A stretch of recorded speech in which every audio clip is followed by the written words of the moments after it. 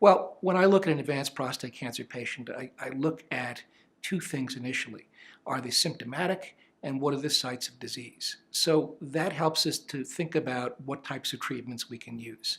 So if a patient is asymptomatic, has bone-only disease or minimal lymph node disease, and generally has a low PSA, the cut point I like to use is 22.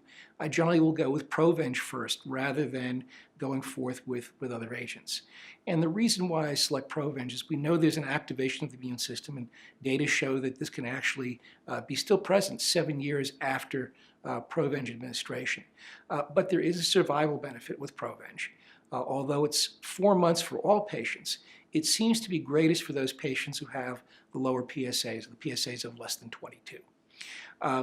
What's becoming clear with immune therapy now is the fact that you don't necessarily have to see a response to see an improvement in survival. And this was a great disconnect with physicians initially with prostate cancer, because Provenge does not usually engender a decline in PSA, nor do we see reductions in soft tissue masses, and we usually don't see improvements in bone scan. So how does this occur? How do we see the survival benefit? Well, people at the NCI have looked at data with Provenge and have seen that there's a change in the slope of the PSA pattern. So we're actually slowing the disease process down somewhat by giving Provenge. It does not preclude us from giving other treatments afterwards, such as abiraterone or enzalutamide.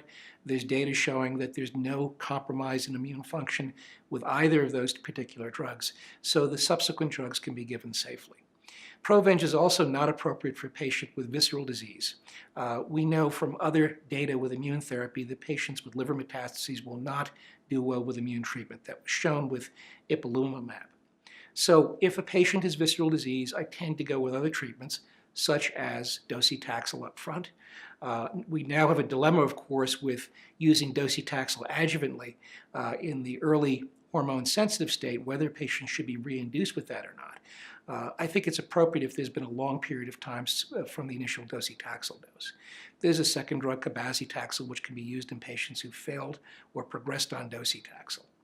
I like in a patient who's been on Provenge, of course, if they're minimally symptomatic, to go with a hormonal manipulation first before going on to chemotherapy. So abiraterone or enzalutamide are appropriate drugs to use in that situation.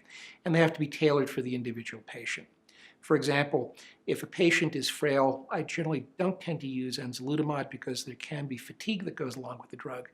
If a patient has edema or has a difficulty tolerating steroids, that's not a good patient for abiraterone because it does require concomitant administration of steroids along with the drug.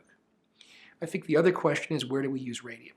Radium is a terrific drug. It targets bone. It's not for a patient with visceral disease. It does have an improvement in symptoms. And we're seeing with some of the expanded access data that there may be an interaction positively between abiraterone and Xofigo. So this could be used up front, and there are trials that are looking at this in combination with abiraterone or enzalutamide, or it could be used after docetaxel progression. So the problem with isotopes is in the past we've used these very, very late in the course of disease.